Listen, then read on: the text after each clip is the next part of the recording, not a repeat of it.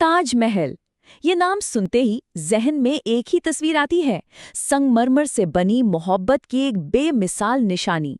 पर क्या हो अगर मैं कहूं कि इस जगमगाती इमारत की पहचान को लेकर ही एक बहुत गहरा विवाद छिपा हुआ है।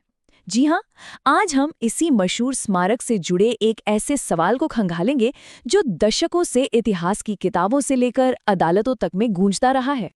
तो सवाल बहुत सीधा है।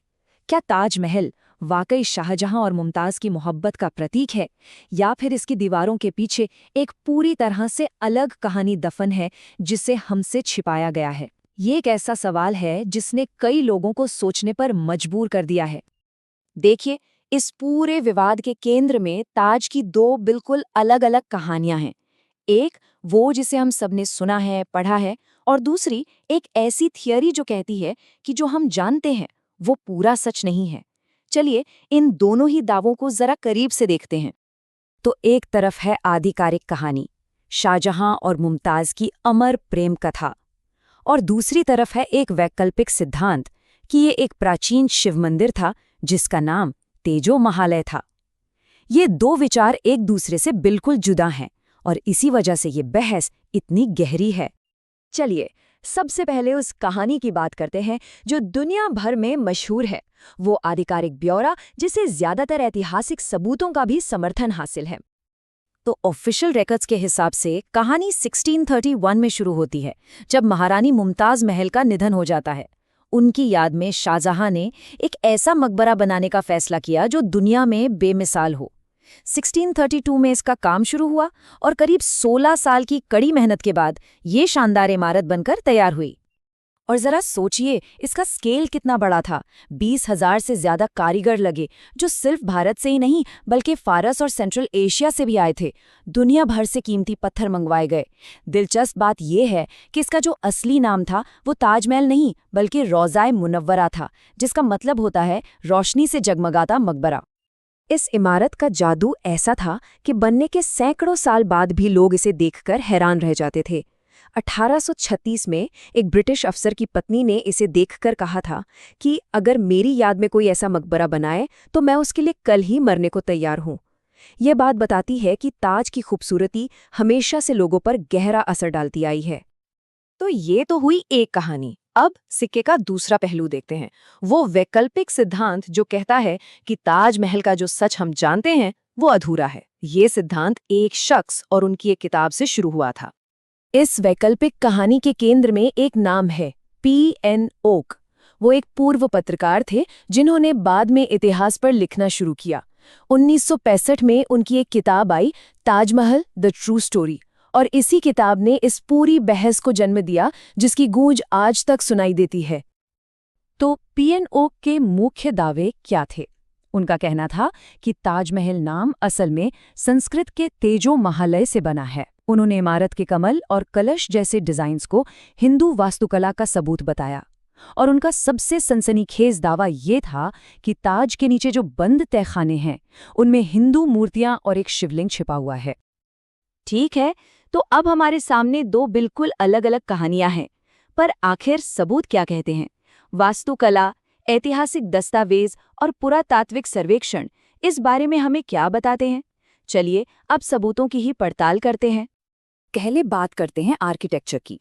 दावा है कि गुंबद के ऊपर लगा कलश असल में एक त्रिशूल है, लेकिन आर्किटेक्चर के एक्सपर्ट्स बताते हैं कि ये कलश इंडो इस्लामिक वास्तुकला का एक आम डिजाइन है। इसी तरह कमल का फूल भी सिर्फ हिंदू ही नहीं बल्कि मुगल और फारसी कला में भी खूब इस्तेमाल होता था। अब आते हैं लिखित सबूतों पर, जो किसी भी हिस्टोरिकल डिबेट में बहुत मायने रखते हैं। शाहजहां के दरबारी इतिहासकार अब्दुल हमीद लाहौरी ने पादशाहनामा में साफ साफ लिखा है कि 1632 में एक नए मकबरे का निर्माण शुरू किया गया। ये एक प्राइमरी सोर्स है, मतलब इसे घटना के समय ही लिखा गया था, जो इसे बेहद अहम बना देता है। और सिर्फ मुगल दस्तावेज ही नहीं है, उस दौर में जो यूरोपीय यात्री भारत आए थे उन्होंने भी अपनी आंखों से ताज को बनते हुए देखा था और अपनी किताबों में इसे एक नए निर्माण के तौर पर दर्ज किया। अब सवाल ये है कि अगर ये कोई पुरानी इमारत होती तो क्या वो इसका जिक्र इस तरह करते? लेकिन उन बंद कमरों का क्या?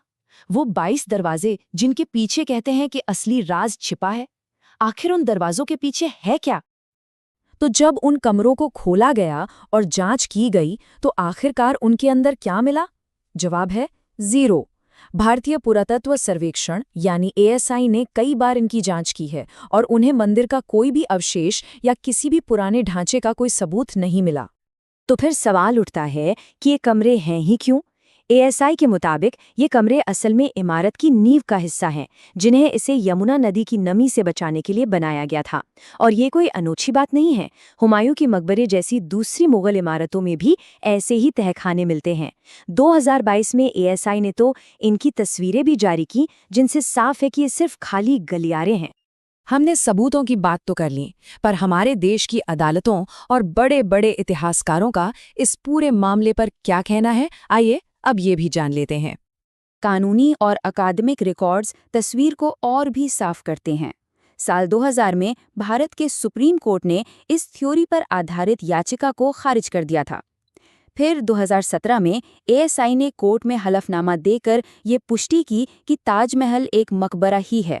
और अगर मुख्य धारा के इतिहासकारों की बात करें तो वह सबूतों की कमी की वजह से इस सिद्धांत को नहीं मानते।